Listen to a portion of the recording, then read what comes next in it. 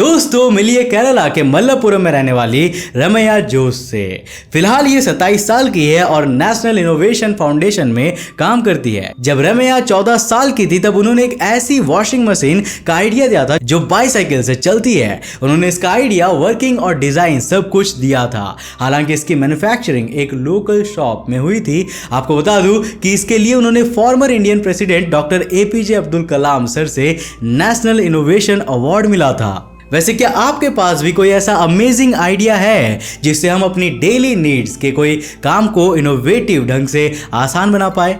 हमें नीचे कमेंट करके जरूर बताना।